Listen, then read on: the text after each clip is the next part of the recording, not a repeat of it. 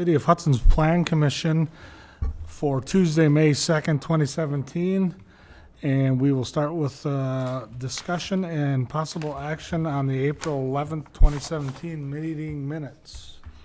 I just respectfully note that there be a change on page 2, paragraph 5. We're talking about recommendations, turn signals and turn lanes on Riverview Drive and Carmichael Road, and signalization may be expected to be added in 2020 or 2021 versus, I think that we had River Crest Drive or something. In 2012, I just had the 2 and the 1 superimposed, but with those changes. Move to approve. Second. Any further discussion? Seeing none, all in favor? Aye. All opposed? Minutes are approved. Number 3, we will go to the public hearing. Well, let's pause, and Denny, if you want to introduce Michael.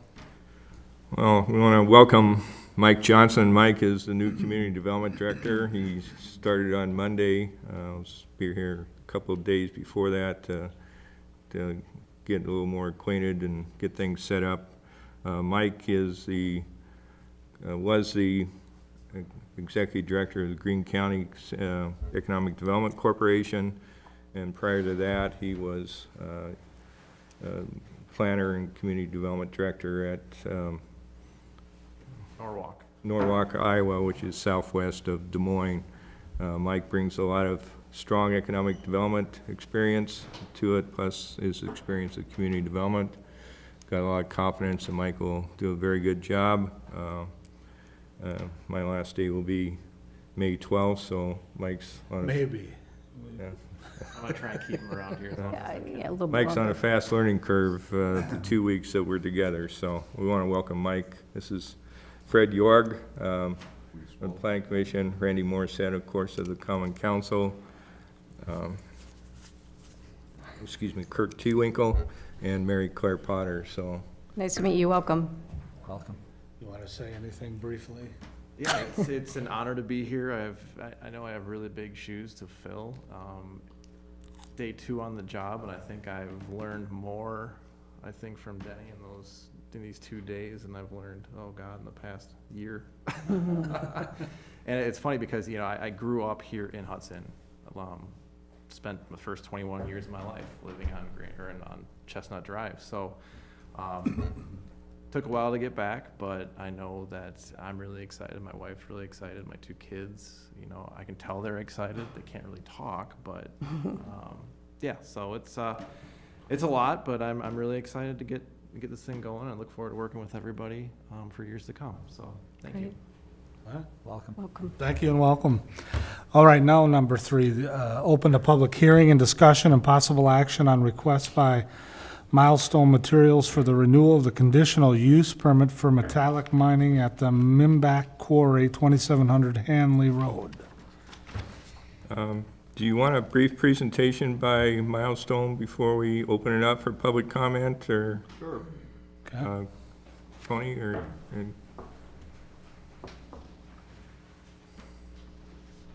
Yeah, please introduce yourself. Sure.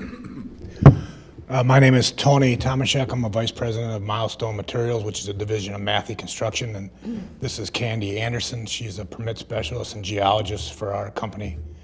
She works out of our Amory office, and I'm based out of Onalaska, Wisconsin. Welcome. Mr. Chair, if we could, we'd just offer on the agenda, we see there's a typo. It's named a metallic mine, but it's actually a non-metallic mine. So Yeah, you're correct. if we could correct that, that would be wonderful.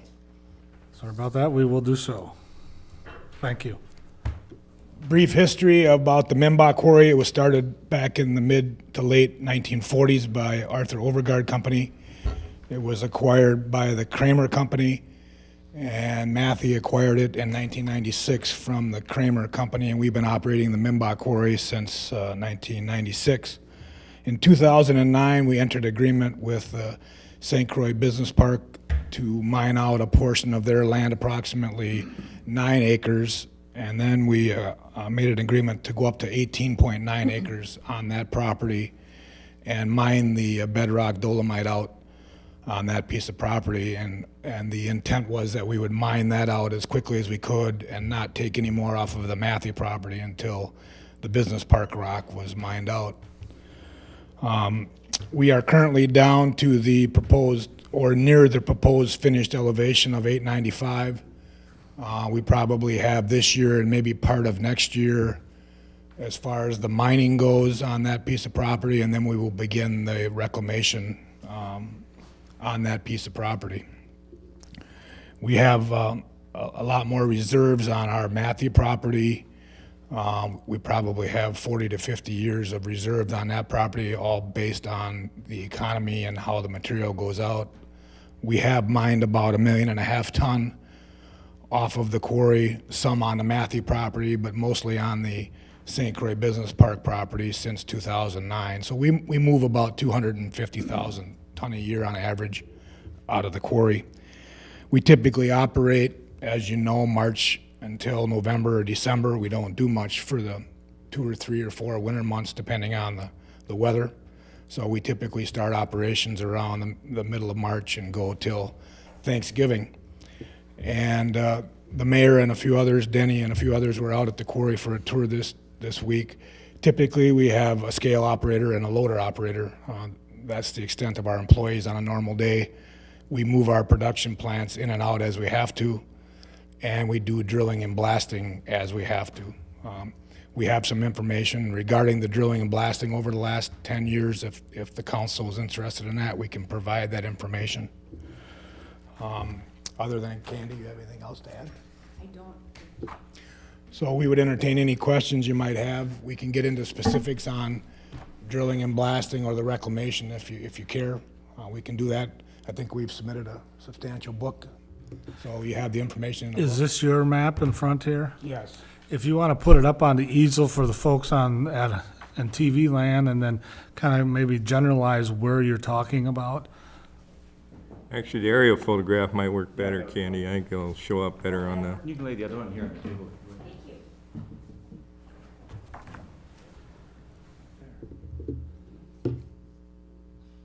So for folks here that are new or don't know that we have a quarry in Hudson, and folks at home, Candy, can you show them where Kinda Carmichael point- Road, Henry Road, Tower is at, the business park? Give you an idea, Hanley Road here to the north, the property boundary out here in red is the Matthew property, and the kind of orangish line here, that is the business park property. So you can see it, and the yellow is different seismograph locations that we set up at, when we last. Years ago, before Hanley Road was built, traffic used to enter and exit the quarry off of Tower Road, and it was a definite improvement when Hanley Road was built. Much better for truck traffic. As far as reserves left on the Matthew portion, this area is where we would look at in the future. The business park is, like Tony said, probably another couple years, we'll be looking to begin reclamation on that property. where does the majority of your traffic flow now? Where are you exiting or coming off and on? We'll go, All Hanley? yeah, Hanley, east and west. So it's probably split 50-50. Most goes into Hudson, most goes out to 35. Just my question is concerning the newly redone Tower Road. We'll put some considerable amount of money in Yeah, there. other than deliveries on Tower Road or on that end of the business park, we don't have any business on Tower Road. So. Good, thank you. Any other questions? We'll move into the public hearing portion unless you had anything else to add. I do want one question. If you had to say where all the residences are they on the south side of the quarry? Because the business park's to the east, to the north it's vacant, to the west it's the dog track, old dog track, so the residential areas are pretty much to the south side. South, and then, there's some newer developments northeast of the quarry, and then there's some older homes quite a ways north of the quarry. But yes, substantially the older homes which are south of Tower Road, that's the main residential area south of us. So we'll be moving north, after we deplete the business park and the rest of the Matthew property in the back. We will be moving up to the north in that area where Candy pointed out. That being said, then like I see where you're finishing up the business park mining, if you will. Is that south area of the property, is that essentially mined out then too, or no? We have a little bit on the west end. Maybe you can point to that, Candy. Yeah, we will work that to the north. There's some rock left on ours, and then we'll be substantially done back there. Probably another 5 to 6 years, I would estimate we'd be substantially done and moving north on our property. Thank you. And then the reclamation plan, as we agreed with the business park, is we will put 3 feet of soil over the existing bedrock on that portion, and then we will slope part of the high wall. Not all of it, but part of the high wall will be sloped with dirt and topsoil. And we'd happy to answer any questions you may have after the public comments. Okay. Thank you. Thank you. If you want to drop that back down. Please. Thank you. So now we'll open up for public hearing for anybody that wants to speak on this issue. Come to the podium, state your name and your address for the record, please.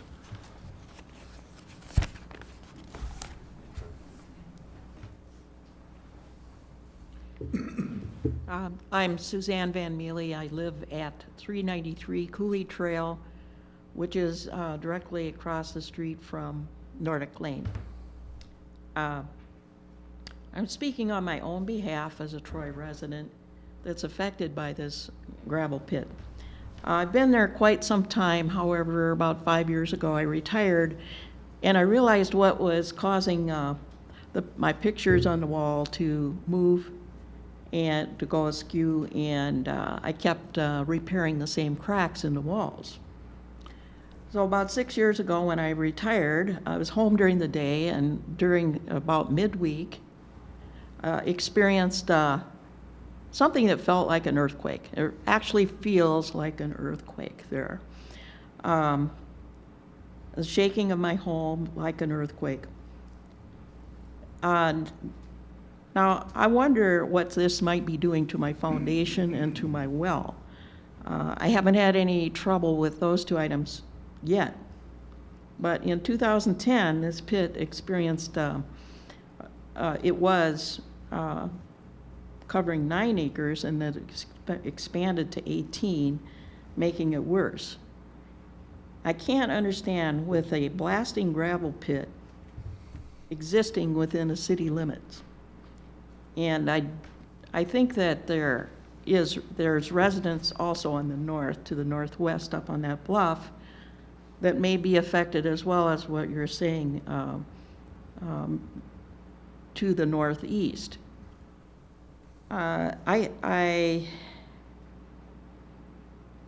see that now we're going to have development at the dog track, which is good.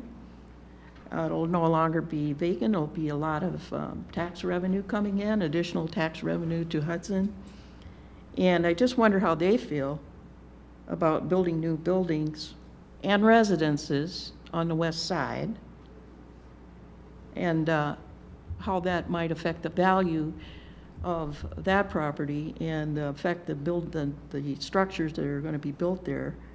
I can tell you that something like this does affect property values, and my neighbors and I were never told about the effect of blasting on our properties. You might say, well, this was grandfathered in 1948, but at that time there was no city there and no residences, and 69 years have passed, and I've never heard of a gravel pit within city limits of a size of this city. It's a nuisance, it causes damage, it impacts property values. I ask you not to renew blasting gravel pit in this densely populated area. Thank you. Thank you. Anybody else care to address the commission? Melvin Hermanson, 540 Nordic Lane, Hudson, it's town of Troy. I've been there 32 years, and I wish they could tone their blast down a little. I've experienced earthquakes in both California and Australia, and these are more severe than those were. My dishes rattle, my clock chimes. I've got cracks in the plaster. I don't know if they were there when I bought the house. I didn't pay much attention, but my big concern is my well, too. Mantilla, who's probably the most experienced well driller around here, says that blasting is keeping my well dirty. I've had to put a filter system on because I was collecting the fine brown dust in my water closets, the dishwasher, and the clothes washer. And it's just the wife and I, but I still got to change this about every 3 weeks. They're blasting, so I just wish they could tone their blast down a little. So that's all I have to say. Thank you. Thank you.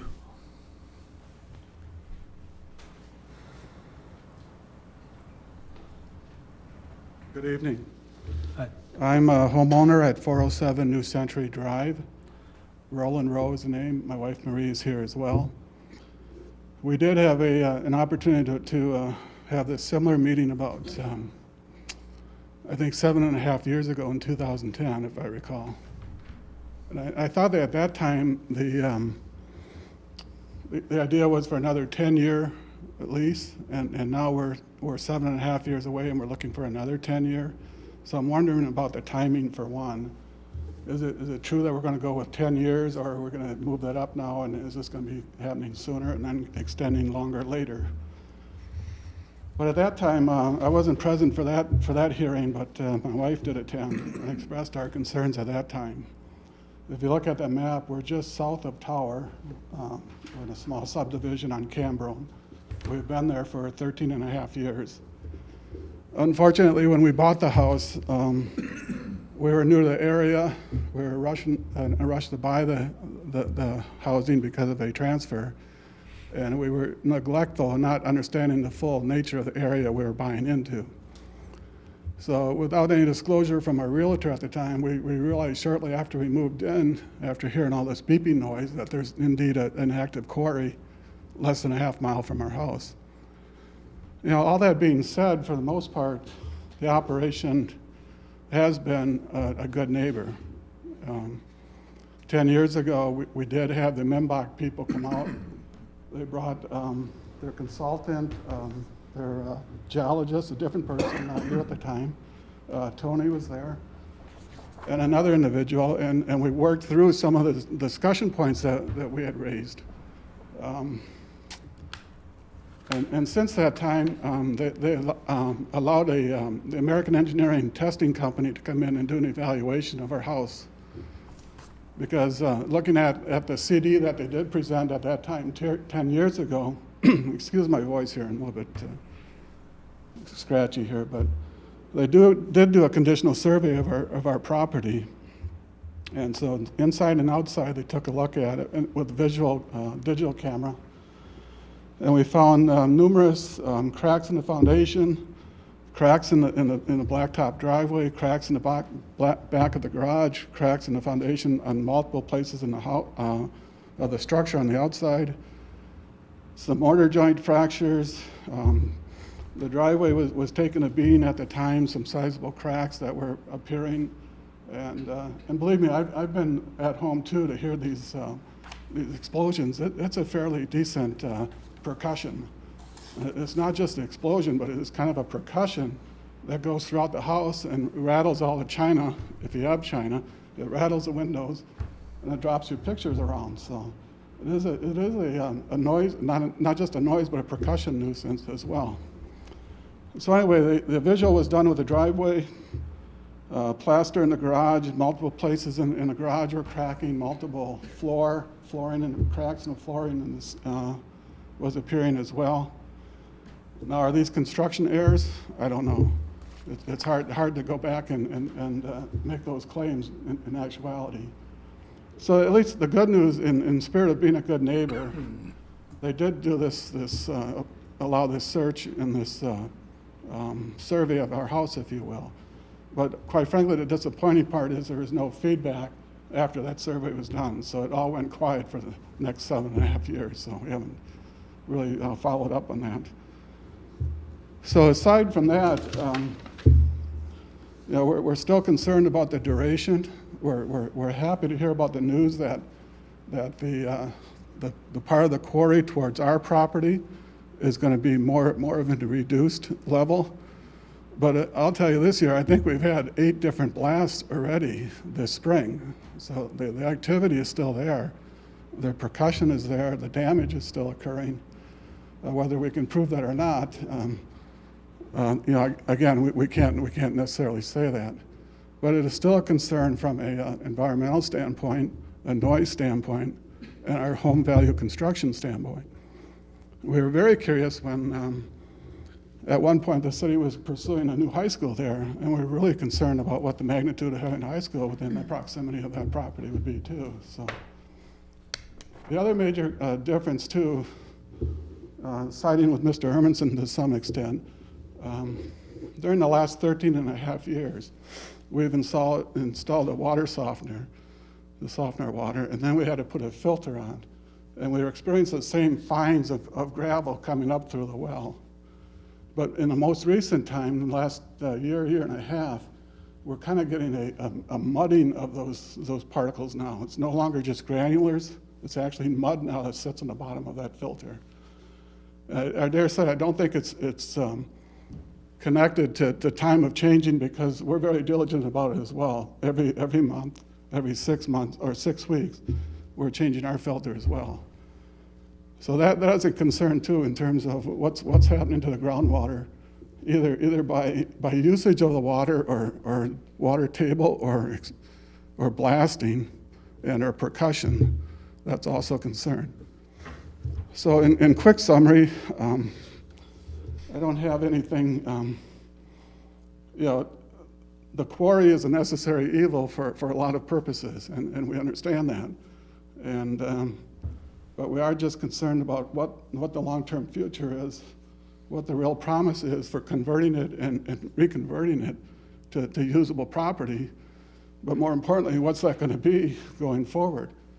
You're going to convert it into a park, or is it going to be some sort of other environmental concern that we're going to have to worry about? So I still think there's some open issues on the advanced planning as well as the long-term planning that we'd like to have some more clarification on. So thank you for your time. Thank you. Sir? Yes. May I get your name again, please? It's Roland Rowe. Sir, the answer to your question on the extension, if this extension be approved, it'd be for a 5-year period. I thought I read 10 again. So 5 years. just only 5. Correct. And that would be from what date? Pardon? From what date? From the date that the Common Council would consider approval. Okay. So So basically it's not till- like, it's not 5 years plus the 2.5 that would make it 10 from No, the original. 5 years. Okay, so. Yep. Okay, thank you. I'm Marie Rowe, the other half at 407 New Century Drive.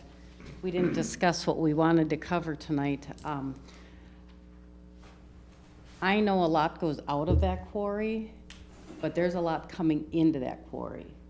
We can see mounds of I'm not sure what's all come out of the quarry. It's a very golden color, very high mounds. You see it from the street, way above the berm, the trees, anything they've put in. You see it if you come through O'Neill on the business park, you see it on Tower Road.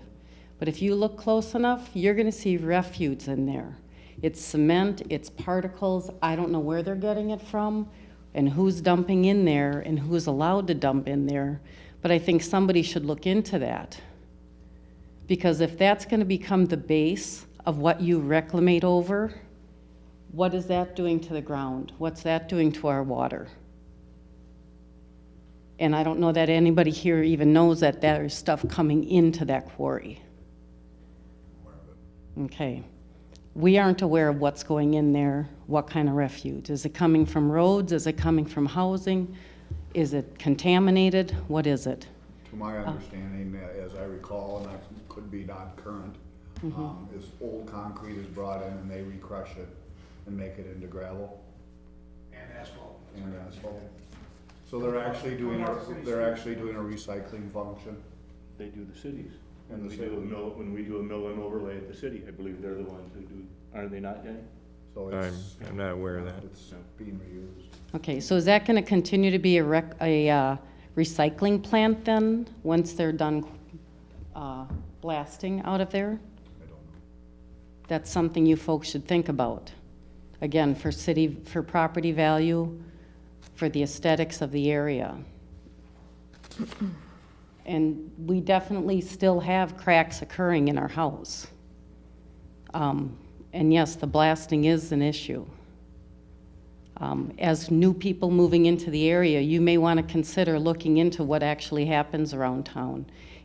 We're not in the city of Hudson, but we are definitely feeling the effects of what you have in the city of Hudson. And I think that's something that should be considered if you're gonna go another 5 years. Here, we were thinking we're coming to near the end of this. You want to extend it even more. And it's very concerning that you want to do that. Thank you. Thank you. Any other comments from the audience? And again, please state your name and address for the record. Hi there. I'm Nick Harold, 43 Robin Lane, not quite as close as some of the immediately impacted. I just want to make the case, I understand there's probably that immediate pain, but to my knowledge, I can't think of a house, building, school, or road that isn't made out of these base materials. And I think if we say no and we move that, the cost of all that's going to go up significantly.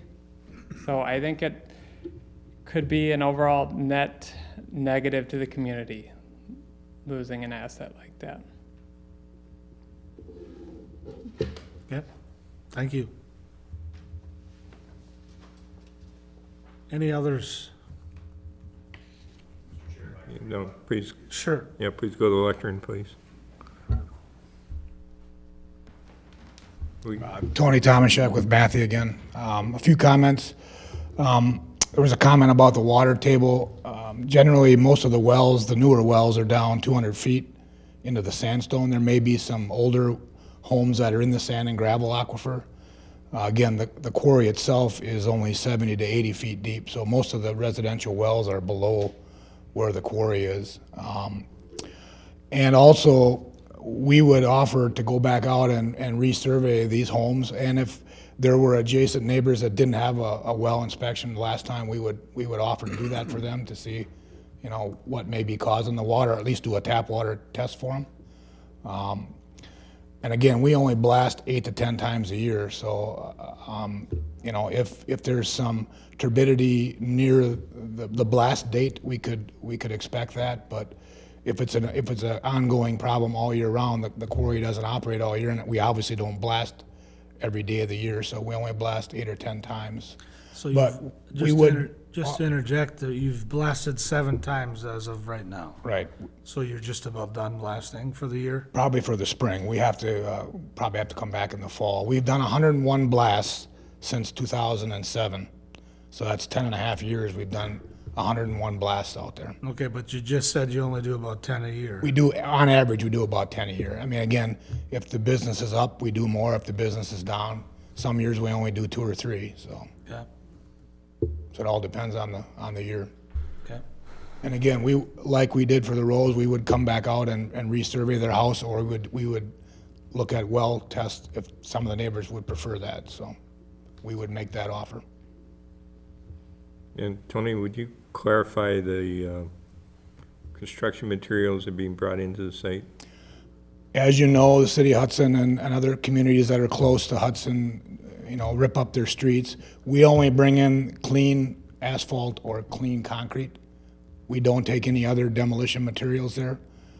We bring sand in if we have to blend sand, but that'd be the only other construction material that wouldn't come from the quarry itself, so. And then we do crush it into bases, and we crush the blacktop, we use it in our hot mixes, and we haul that back to enrichment as we can and blend it in with the hot mix that comes right back to Hudson. So yes, it is a recycle yard. That's the way of the world, trying to be green and recycle materials rather than put it in landfills. So we do recycle, but we have to control what comes in. None of the concrete can have lead or paint in it. And if it comes off of a building site, it has to have paperwork with it. So we cannot accept anything that may have lead paint or steel with lead in it, so. Pat, did you have a question? Yeah, and I apologize if you had covered this before I got here, I was late. based on your current consumption and use, how long is it gonna take you to gobble up that hill? To go, working right at the rate that you're going, how long is it gonna take The life of the quarry. the life of the quarry? About 40 to 50 About 40 to years 50 at the years. current consumption, right? If we take, If if you- we take all the rock going toward Hanley Road, That you own? maybe at some point we would decide to quit mining, and develop the north half, but at this point, there could be 40 to 50 years of life left in that quarry. Was there So any just other- a follow-up on the materials that be brought in, so any materials you may see from a public area, Tower Road, the business park, Henry Road, are those stockpiles? Those are waiting? mostly crushed dolomite piles that we stock up with big stackers. You can see it above the tops of the berms. That's crushed limestone or dolomite. Unless you can see there's some concrete to the west, as you saw the other day, Denny, was some rubble concrete, but most of the taller piles are our limestone. Well, Mrs. Roll's question was, is that gonna be mixed in with your eventual 2-to-1 or 3-to-1 slopes along the face, or is that gonna be No, all that'll of it be- recycled? It'll all be recycled and hauled off, that's correct. And off-sided then? Yes.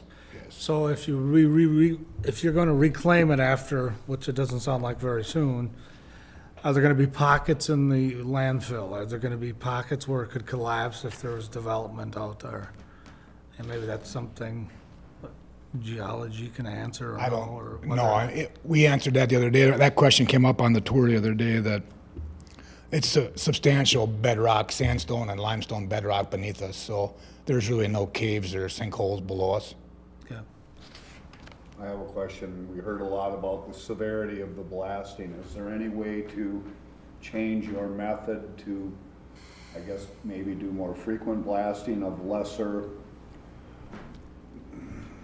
kaboom? We actually did. Kaboom, or is there another way to do that to mitigate some of what we're? We actually did go to electronic blasting caps, which is the latest technology, back in 2015, and we saw a substantial decrease in the vibrations. But just by us moving to the north and getting away from Tower Road is gonna help the noise factor with the blasting down at Tower Road. We've also implemented the different type of backup alarms on most of our equipment.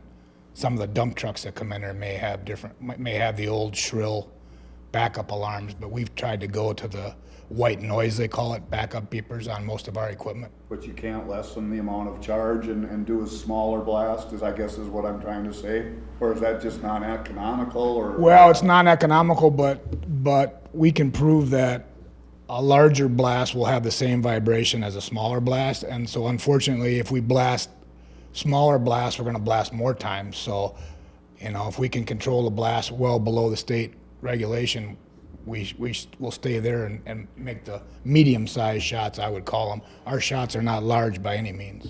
Okay, it's a good conversation, but I wanna get back to the public hearing if there's any people that wanna speak to it, and then we can come back to the conversations.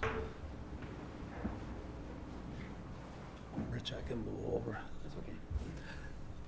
Again, please state your name and your address for the record. Yeah, my name is Brett Musselman. I'm 537 Nordic Lane. It's Musselman. I didn't come prepared. I didn't really know about this until just over the weekend. So thanks for coming by. But I just wanted to go on record as concerned. We've lived there for about 13, maybe 14 years, and didn't know about it when we moved in either, and we're surprised. And I can't say I have cracks in my walls or anything like that, but we just gave up trying to straighten our pictures. And it's definitely, in the morning, there's like a big, it's a more of a grinding noise that starts pretty early. So I don't know what the regulations are on that kind of noise in the morning, but, my concern is property values and damage to my home and damage to my well. I definitely get sand. I never knew what it was about until I heard these conversations today, and I'm still not sure if that's what it is, but it's periodical. It doesn't happen all the time, but sometimes I'll end up with like, wow, look, it's just surprising. So, and it is definitely a concussion. I mean, it actually feels like it's gotten louder and worse, not better, with electronic blasting caps. It seems like lately it's gotten more, maybe because it's a different place where you're blasting closer to where we live, but it's seeming like it's getting worse lately, so. That's all. I just wanted to go on record as being concerned, and it definitely is bothersome, and, you know, I don't know if there's any ear damage or anything like that that could happen, but it feels like it could, so. Okay. Thank you. Thanks. Any other public comments? Any other public comments? One more time, any other public comments? Move to close the hearing. And I second. All right. Any further discussion? All in favor? Aye. Aye. All opposed? The public hearing is closed. Thank you, folks. Shall we switch?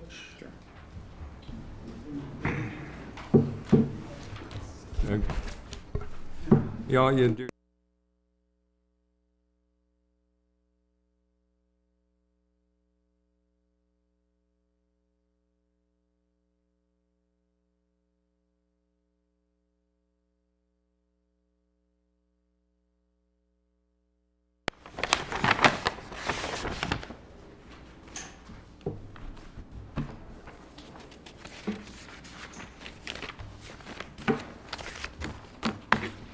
Do you have agenda?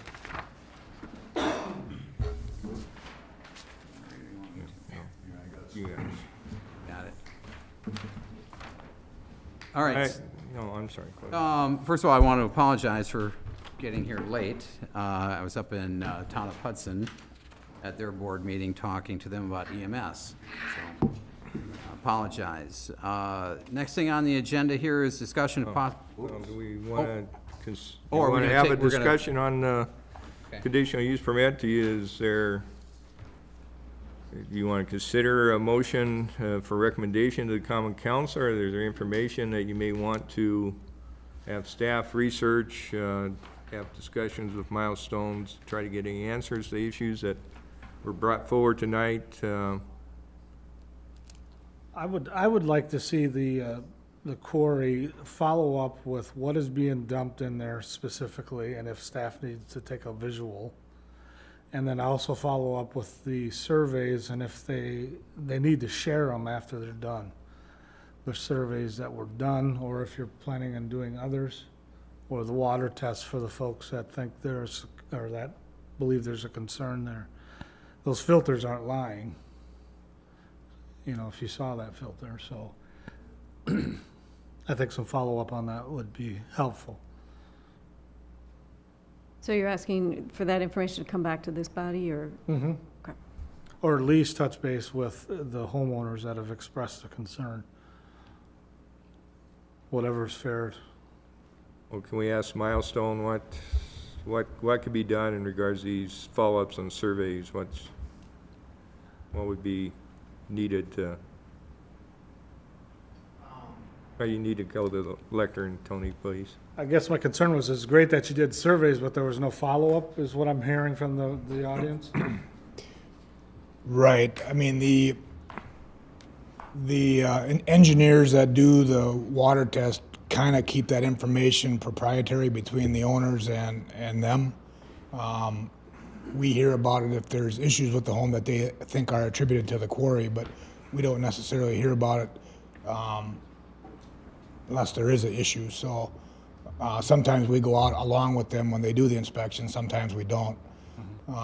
Tap water tests are the normal water tests that we do just to see if there's nitrates or other bacteria in the water. And then the engineer would determine it, you know, whether or not that came from the quarry. Again, if there's nitrates or other compounds in the water that didn't come from the quarry, we don't sometimes hear about it. So we can do tap water tests. We can do well inspections, which is a little more costly, and we can offer home inspections. Those all take time, probably 60 to 90 days to get those done, so. Well, I'd be okay with it being on a conditional use permit, putting that as a stipulation. That could be done, yes. So just point of clarification, so when you do these testing, is that on, you do that and Yes, don't we charge pay, the we provide homeowner? that. We pay for the cost of the engineer to come out. And then if there is an issue and it needs to be resolved, who covers that? Depending on what the engineer finds for the issue. If it's quarry related, obviously we pay for the repair or the well Okay. or whatever it is, so. So that's why we use third-party consultants to do that work. One other thing, on the aerial, I think you referred to each yellow square, basically. Is that I believe you said there's a seismic monitor there? Right, I think we've done about 11 different locations over the last 11 years, 10 and a half years. We do 4 or 5 seismographs for every blast that we do. We do a couple down off of Nordic or Tower. We do the Grummer building, which I believe is Chandler Exhibits now. We do the Healing Waters, and we typically do the Oral Surgeon over the hill off of Hanley Road. Those are the 5 that we've been doing recently, but we've scattered them. We've done different ones on Nordic. We've done different ones on Tower over the years to get a feel for what's going on in the different directions that we're blasting. Sure. Now, I know that there's state regulations that you follow. Is one of the regulations that you can't create such a level of seismic activity? Correct. I mean, the state standards are built off of the U.S. Bureau of Mines study that was done back in the 70s, where they actually blasted in a coal mine until they shook the house and caused damage, which is well in excess of what we're doing. Okay. So Well, the that state was my standard, question. I right? mean- The state standard is based on very conservative values. It's not to say that the neighbors are not feeling what we're doing or hearing what we're doing. But you're within regulation? We're within regulations, but not to say that they're not feeling it, or not to say that a picture might get shaken once in a while. Sure. A lot of our blasting has to do with atmospheric conditions and wind and weather that day. So we try to be cognizant of all of that when we're blasting, but it's not to say that they wouldn't feel it.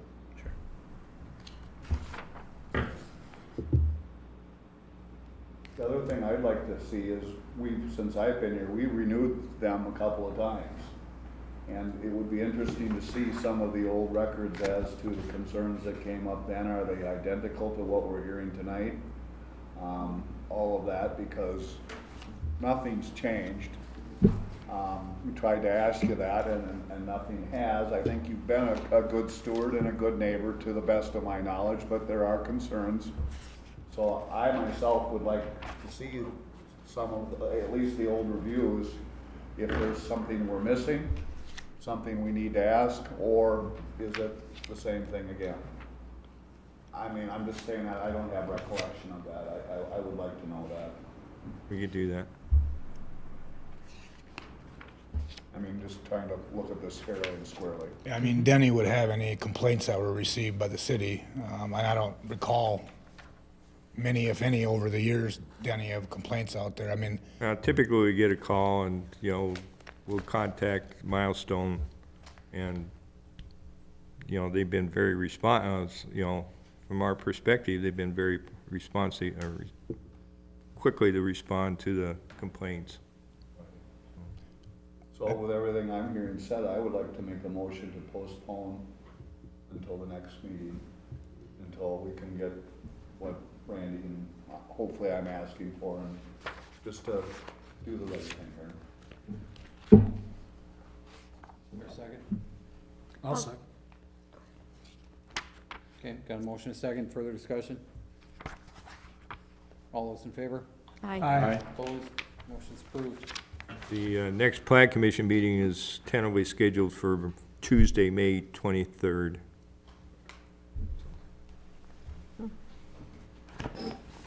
Thanks for being here.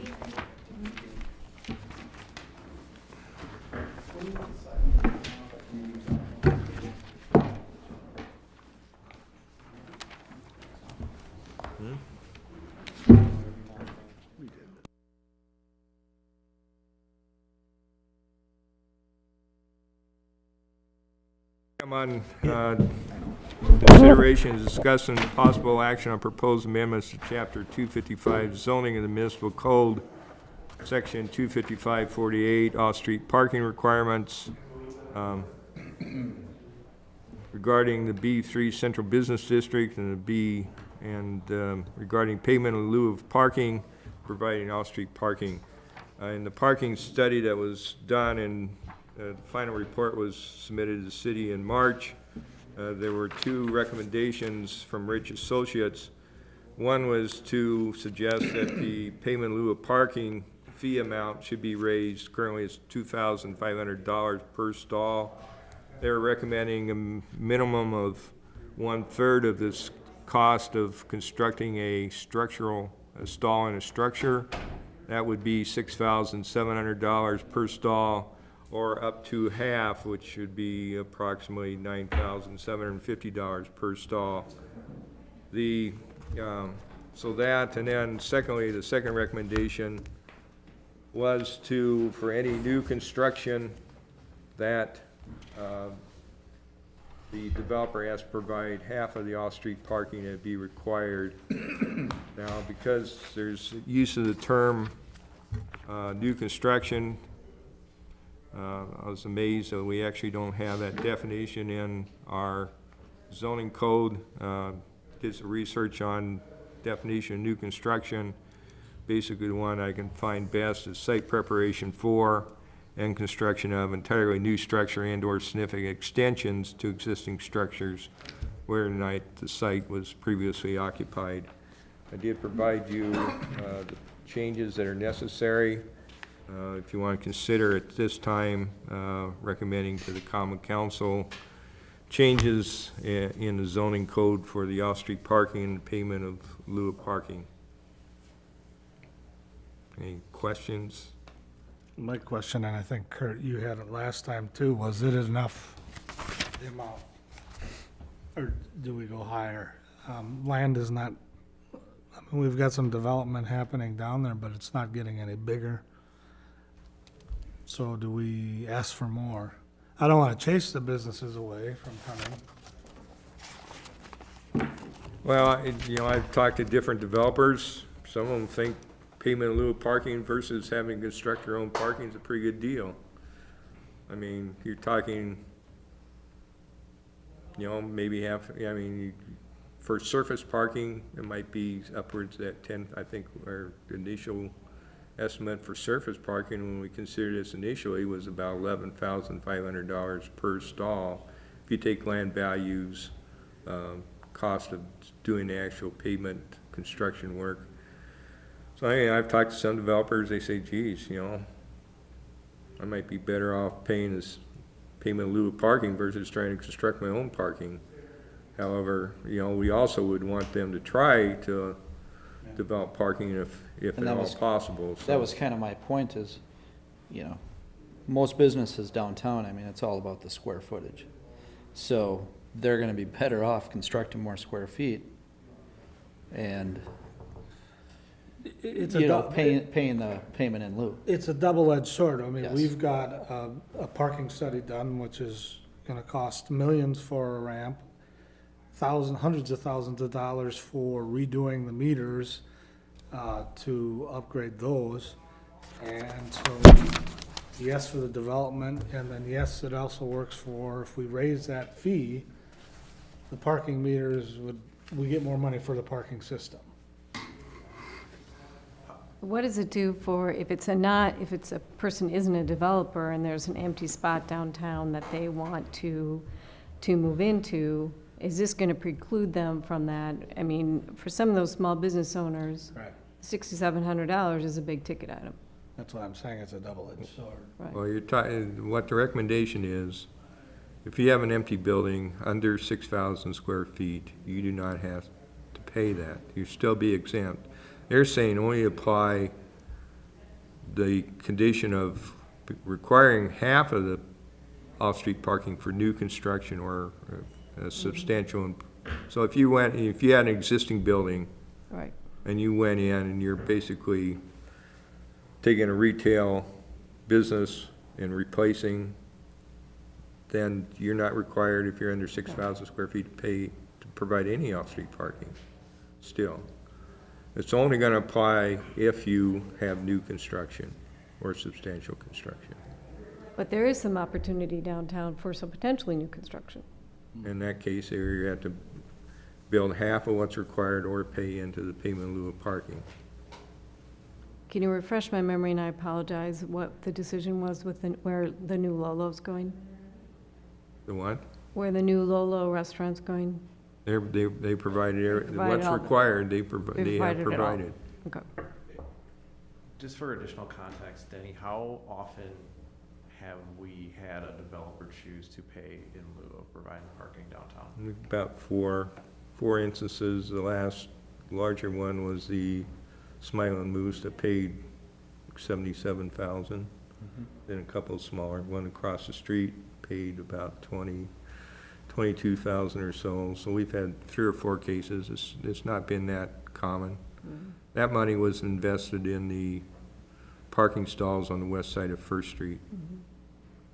That's my concern with everything I'm hearing be said. Our old fee was $2,500, and we're now saying the price for entry into Hudson with an office building, if you're gonna redevelop in this new rezoned area, is now, it's not 2,500 anymore, it's now 95 or 75 or whatever number we come up with. And everybody else is saying, look what I got in for 2,500, but they're causing the problem as much as anybody else, as far as the traffic and parking issues that we have. So I guess noting that that condition exists, how do we spread evenness and fairness over this whole situation where you don't penalize new people coming in and make some of the others catch up? What's the right word there to say, hey, you're enjoying the fruits of this also, hey, you gotta pony up a little bit. Either, I guess I don't know how else to say it other than that way. I guess I gently disagree with you because it's not, we're not penalizing them. The city's gonna be a win-win either way. I don't think it's a penalty to charge them when they have the option. It's not a penalty. They're either gotta find the parking or they're gonna have to pay it. To me, that's not because if they wanna come to us to build, we're granting them that favor, or whatever word you wanna use. Well, Yeah. for X amount of spots, but say, let's take a restaurant bar capacity of 300 people that's existing, okay? And we look at the square feet, and they should have had X amount of payment in lieu spots, okay? Then you get a new guy coming in, and they paid $2,500. New guy coming in, say wants to do half that, but, his fee's way higher, and where is he gonna find, land for parking?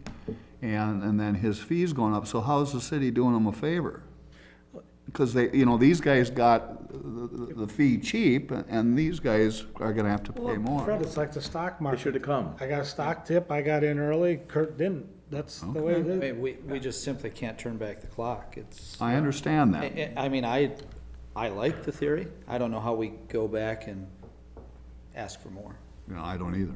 That's. No, I don't either. I'm just. Well, please understand, when the payment in lieu of parking was set up, it was suggested, actually, the actual number was $11,250 per stall, I remember that. okay? And then you had developers come in, they complained it cost too much. And the city acquiesced and lowered the fee. Okay, so we had it set at one time at the direction of the common council for those developers to pay their fair share of the cost of parking. And we lowered it. Now we're saying, now our consultant's saying to us, they think that's a mistake. Oops. Because nothing else is getting cheaper to build, and I understand that. obviously, we got no more land downtown. Well, the other cure to all this is that I think some of the situations I've described will not happen. Number two, and we're talking pretty much the new B4 area. No, we're talking about B3 throughout downtown Hudson. Okay. Again, I don't know how much can be done. I stand by my statement, so it's not gonna change that much. And regarding B4, if we set that up right, that shouldn't be an issue with that at all. So I guess I would be for all this, but I do feel that we have to rectify the mistake of lowering our payment in lieu of stall price to whatever it was, and we have to jack it back up. And I don't know what the number should be, but we have to get it to where it makes sense. Well, yeah, I think I was on the council back then, and I disagreed with it being at 11,000. And Why? if I recall, for the same reasons, the chasing the businesses out. But if you look at it now, we've developed quite a bit down there, and we don't have much more space unless we build a ramp for parking, and that's a whole different ballgame, and that's in part of the consultant's study. 9,000 for some reason sticks in my head. I don't know why, but to raise it per stall, 9,000. Yeah, they suggest here 1/3 to 1/2. 6,700 would be approximately 1/3, and the 9,000 plus would be approximately half, so. Well, in that range, I guess, to go with the recommendations. Otherwise, we don't look responsible. I mean, everybody's gotta share the costs. I mean, do the residents pay for the parking, I guess, could become, they're saying, why should we subsidize this? We've heard these statements before, and I guess we want to avoid getting into that swimming pool if we can, Right. so. I wouldn't go above the 6,700, that's my opinion. You like that number? I do, because I was also here when we discussed the 11,000 and went down to the 2,500.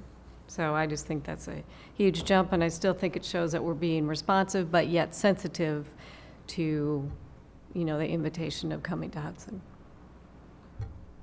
So what do we need to do here, Danny, on that one? Well, if you want to take action tonight, I suggested the proposed amendments, one to section 255-48H, parent 3, subparent S. All parcels in this B3 Central Business District shall be exempt from the provision of off-street parking for the first 6,000 square feet. That's in the current ordinance.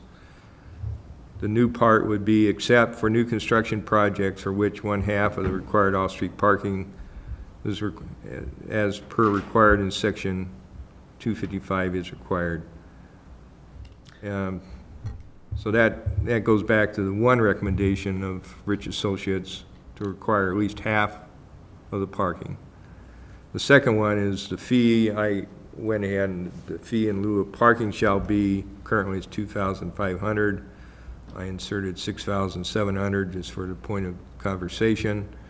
Per stall required in the City of Hudson Code, section 255-48. And I also would suggest that in the section of definitions in the zoning code, this definition of new construction would be inserted also in that. I can't cite that particularly, but that section. Any projection at all about the total revenue on that? It's really depending on what happens with new construction and development in the downtown area, so it's very extremely difficult to project that. That money goes to the general fund? No, it goes into a segregated fund specifically used for your new off-street parking, or if the city wants to work a deal with a private property owner where we can lease some of their versus actually constructing, we can use it for either one. But it's not for studies, it's not for meters, it's a very specific limited use of the funds in a segregated account. So how much is in there right now? Well, we use pretty much everything. I don't know if there's hardly anything in there now. We used almost all of it for that First Street project, so. It can be used for leasing property, can it be used for parking? Yes, if it's for new construction, correct. I guess I would recommend we split the difference between half and a third. I think we go, what? 8,500? Is that $8,000? Yeah.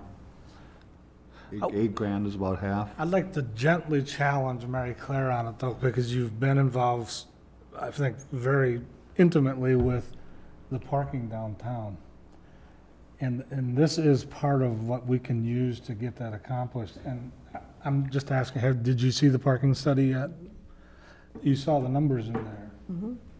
I don't think we really have a choice if we are to help at least mitigate at some point the parking situation downtown. And this has got to go to part of that. That's why I'm looking at raising it more, because of that challenge that we're facing. Just a point of clarification off topic, is the new meters, is that a done deal that those are going in? No. Okay, because I We- know there's, and this is off topic, I apologize, sidebar, because I know there's discussion about the hours of that, and I know there's a lot of people concerned about the change of the hours. Well, I don't know that they should be concerned about it, but they should know it's probably gonna happen. Yeah, we have not had a meeting yet on it. We are gathering information on the meter situation and then and we're gonna go off of that consultant's report. That's what we paid for. Yeah. And if we have to, to continue off topic, if we have to go out and purchase land, build facilities, it's gonna have to help pay for it. First of all, it's gonna have to, any meter system, as Randy pointed out, it's gonna be hundreds of thousands of dollars. First of all, it's gonna have to pay for that. And then, once those things are paid for, I would expect that it would be used to pay for any additional parking that we try to acquire, build. We could totally go off the map and not have any meters. We'll go back on topic now. But I know you understand. Sounds like you're gonna do a fundraiser for the city. I do, and I understand both sides and the sensitivity of it. I mean, parking has been an issue in downtown Hudson for the past 60 years. I mean, it's a common theme. If you ask any past chamber board chair what their issue was, and it was parking, so. Well, the other thing you can't lose sight of is the peripheral areas then also.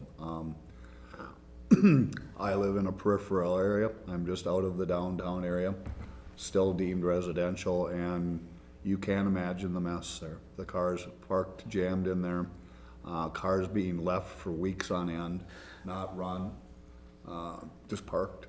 I do, because of my parents down on the other Okay, end, so well, I do understand what you're saying. So there. I guess other issues are unfortunately tagged along with just the downtown, because they're gonna take the path of the least resistance and go find the cheapest place to park or the most readily handleable, take your pick, and they're gonna make it's gonna be a mess. And so how are we going to enforce and regulate, I mean, just administer that? I don't wanna say regulate, because regulate's a terrible word. Just administer it to make it work as best as it can. Because I think that challenge is before us, parking in front of people's driveways, you name it, it happens. And so you get an elderly lady across the street, she has a heart attack and they have to get her out of there. Well, somebody's parked in front of her driveway. How do you do that? I mean, those issues are gonna come up. Yeah. And on the one hand, thankfully, it's a positive issue because Right. people are down here. So, I mean, it's that double-edged sword of people are utilizing the downtown, they're coming down, to restaurants and different events. So I think, but you're right. You could also, and I don't know if this is something that would have any interest, but you could build in some sort of escalator. So over a period of 3 to 5 years, instead of saying, hey, we're going from 2,500 to 9K, say we increase it $1,500 a year up to the max. But it's still a hell of a cheap deal compared to what they'd be buying the dirt. And, yeah, Everybody who's gone in up on the hill has had to buy the dirt for their parking. But they chose to go up on the hill and do that. Well, and you're choosing to come downtown with your business. And by choosing to come downtown, it's gonna cost you another $8,500, which is half of the cost for the parking spot. Well, I mean, That's just a cost of, fairly simply is if they're not willing to build a parking lot, basically the city is gonna have to do it for them. yeah. And that money has to come from somewhere. I mean, I totally agree. You had mentioned that at a different meeting. just an alternative. Yeah. Yeah. From the economic development side to the, Let me make a motion here, and you guys can trash me here if you want. I want to move to approve on Denny's amendments to zoning code 25548H S as it is written.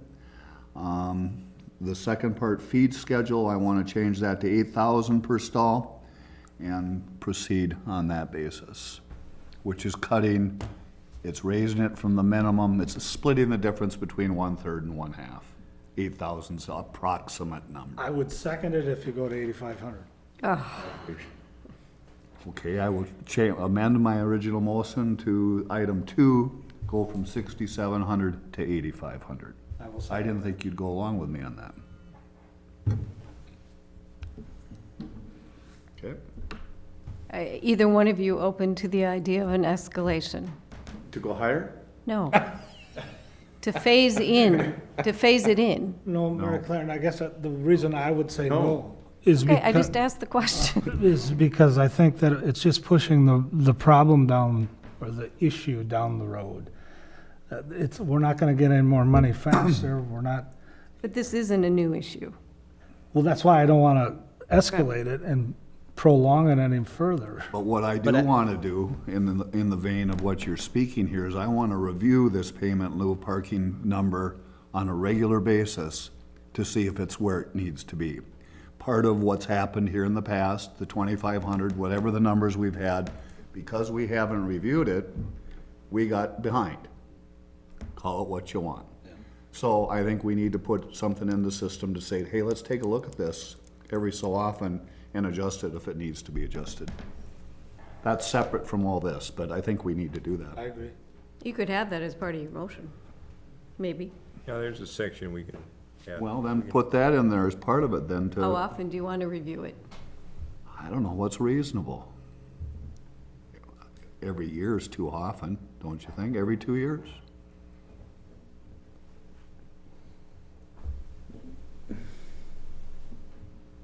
Well, include that in your motion, let's see if it goes. This is going to be, parking is going to be on our agenda for the next several years.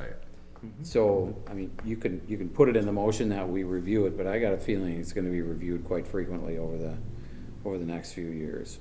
I do too, that's why. But I mean, but we haven't in the past. Yeah, well. It's necessity now, It will be now. yeah, but make it just part of the program. So do it every year. Yeah, Then It's every just year. one more agenda item.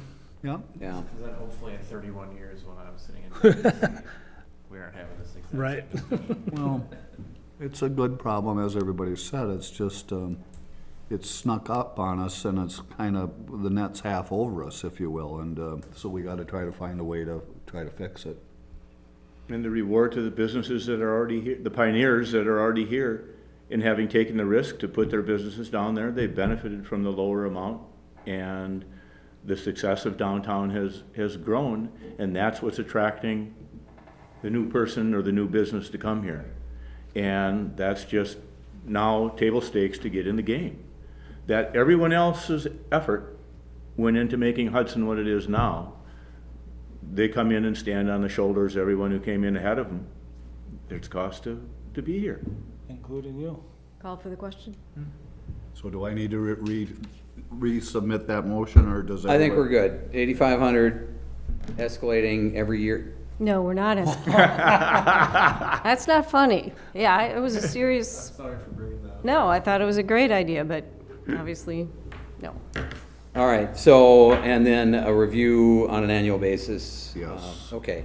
And then the first part where they have to provide, have parking, off-street parking for the first half of the required off-street, Okay. all three of those. Everybody good? All those in favor? Aye. Opposed? Motion's approved. That, you know, that amendment will go to a public hearing, so, for the common council, for it potentially go into effect. It could be changed by the common council. Not to be. The last item, discussion, possible action on proposed amendment to chapter 255 zoning for the municipal code, create a new downtown zoning district, B4 central business district and potential district area.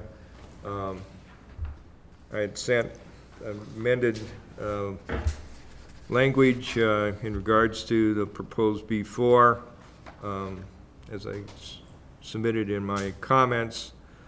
Properties requesting rezoning of this zoning classification shall be contiguous to existing B3 Central Business District zone property. Uses shall be permitted upon the receipt of a conditional use permit and deeming by the common council's appropriate use of the district. The first part of that being contiguous avoids the zoning jumping over, leapfrogging and going into the residential areas. The second part of it, there is concern expressed by uses. So any use that be permitted would require a conditional use permit. come through. I have an opinion that's a little bit cumbersome, but I think that's what the Plan Commission's direction was, so that's the way it's prepared. Also, permitted uses, so, and then in the section of permitted uses in the back, we would list the non-permitted uses particularly, and in addition to the ones that are already listed, so anything that's not permitted will be a conditional use permit. Okay. But I added into the not permitted restaurants, retail uses, and rooftop patios. The dimensional requirements were similar, and off-street parking were similar to what was discussed previously. So the changes were the zoning, they come in parcel by parcel. We aren't gonna go out and zone specific area now. Talked with Mike, as we do the comprehensive plan update, then that might be looked at that time. But basically, they come in and request a rezoning, you know, uses be permitted only by conditional use permit and deeming as an appropriate use. And then, you know, there's some concerns on the retail, restaurants, and rooftop patios. So to alleviate that concern, that I've listed as not permitted, those uses are not permitted. You have, Just- go ahead. Just a point of clarity, so this is, when we looked at the map the last time, so this is, they have to each come in, and we're not looking at the map and saying this whole thing is now included in that district, correct? Well, there'd be no property zone to the B4, and they'll have to come in and request it parcel by parcel. Very good, thank you. And it must be contiguous. It must be contiguous. Now, you may have a case where you got one parcel, maybe two parcels come in at the same time and Right. ask, one of them may not be contiguous, but if they're Right. both rezoned, then they're gonna be contiguous Yep. jointly, so. You don't have a bed and breakfast? Is that considered hotel, or is that a conditional use? That would be, conditional use. They'd have to come in. They'd have to have conditional use, whether they're in the one or two family or this district. So it's potentially available to do. Oh, yes. Okay. Because I think Fred was gonna do that with his. So permitted in a B4 is conditional use. He's a job creator. This is a list of just flat out not permitted. So if someone comes in and says, I want to open a restaurant, Nick, say on that. Yeah, if they come in and then they say, oh, we want to do this, and, you know, I've rezoned the property to B4, here's what I want to do, and it's listed as no, the answer is no, and what part of it don't you understand? So, See, you're learning. All right, then. Excuse me. of course, they always have a right to apply for, you know, text amendment, but Right. I think if we feel that it's not necessary to change it, then we don't have to change it. so. Very good. Thank you Would for you all like your that in work the on form of a this. motion? Also move then, Okay. that the section 255-14H be amended per the handout that we have. I'll second that. Got a motion, a second, further discussion? Thank you, Denny, for all your work on this. Okay. Is that it for further discussion? Yes. All those in favor? Aye. Opposed? Motion's approved. Other items for business, the next Plan Commission meeting is scheduled for Tuesday, May 23rd. First meeting in June would be scheduled for Tuesday, June 5th. This is my last Plan Commission meeting. I want to thank everyone. Thank you for your hard work. Thank you. Danny. Thanks, man. Thank you very much. You've done a phenomenal job with this community, Denny. Yeah. You just have. It's just, But there's, You've made our job easy. well, I You don't- have, by your Ah. preparation. You really have, more than you realize. well, thank you. yeah, extremely You know, thorough there's- and You know, the competent. mayors or chairman, you know, Mary Helene was the first mayor I worked on with, and Tom Redner, Dave Duholm, Bob Eggleston, Jack Bro, Dean Knutson, Alan Burchell now, Rich O'Connor. You know, I worked hand in hand with them throughout the years. Staff-wise, Ellen Levis was the first employee that worked with me. Joanne Newbarth, now Amanda Roy, David Gray and Rhett Bonner, and then, of course, Mike Walsh worked with me for 25 years. And, of course, Liz Moline, our administrative assistant, I couldn't do without. You can come back anytime you want. Don't get all choked up here. We'll You're still drag shackled, you right yeah. back in here. That's so sure in that program.